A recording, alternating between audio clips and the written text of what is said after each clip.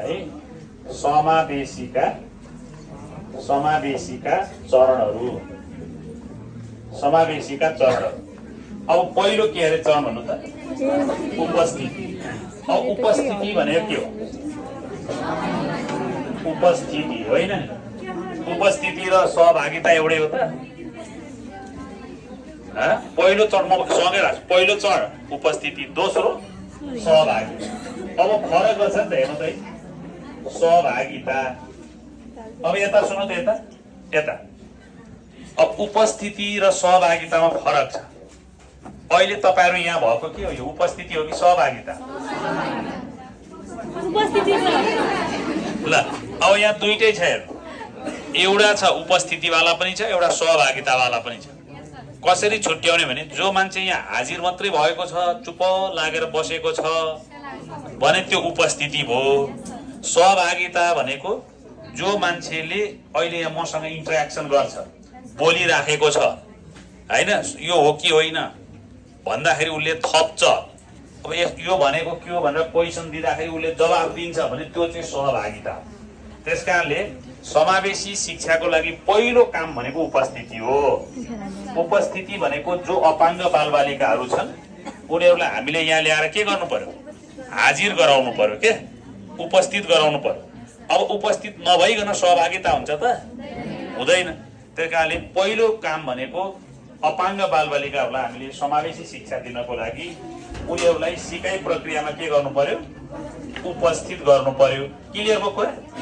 र अर्को त्यसपछि उनीहरूलाई सिकाइमा के गर्नु पर्यो? सहभागिता गराउनु पर्यो। अनि सिकाइमा सहभागिता भनेको उनीहरूले सिकाइका हरेक क्रियाकलापमा उनीहरूको सक्रियता चाहियो के? इन्भल्भमेन्ट चाहियो, त्यो सहभागिता। दोस्रो काम त्यो हो है।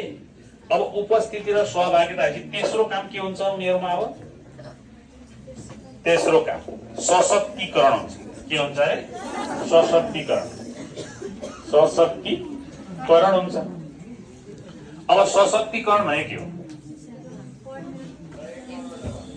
अब सहभागिता भएपछि तपाईँको क्षमता विकास हुन्छ कि हुँदैन? सहभागिता भएपछि क्षमता विकास हुन्छ कि हुँदैन भन्नु न।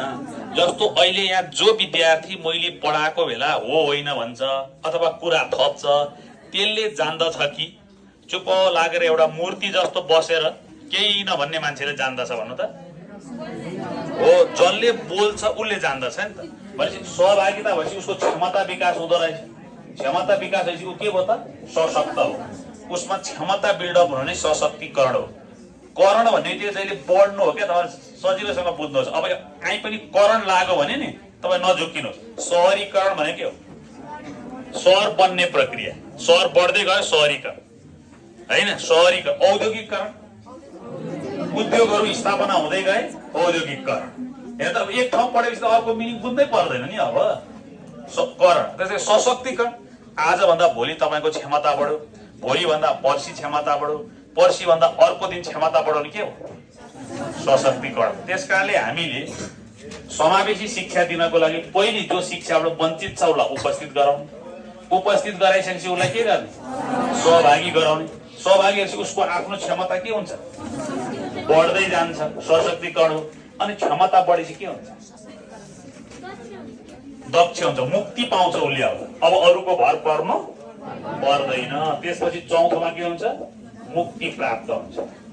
मुक्ति भनेको अब अपाङ्ग बालबालिकाहरूले अरूको भर पर्नु पर्यो? परेन।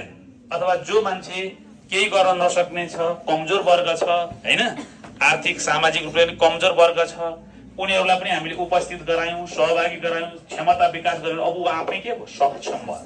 सक्षम भएपछि अरूको भर पर्नु परेन। ऊ आफ्नो खुट्टामा आफै उभियो। त्यो के हो त?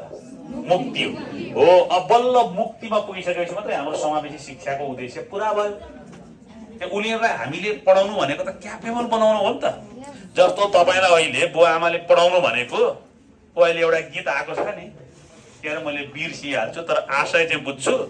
अधिकृत बन्ने ज्वाइँको अगाडि पनि के हात थापेर भिख नमाग्नुको के भन्ने एउटा गीत छ त। टिकटकमा अहिले भाइरल छ त। जागिर खान्नु, अफिसर बन्नु, ज्वाइँको अगाडि हात थापेर नरुनु हो। ज्वाइँको अगाडि हात थापेर नरुनु। त्यो भनेको के हो? मुक्ति हौ भनेको के? मुक्ति हौ तिमी। अरूको अगाडि भिख नमाग हो। त्यस कारणले समावेशी शिक्षा चाहिँ यदि 4 वटा चरणहरूलाई जोड दिएको छ।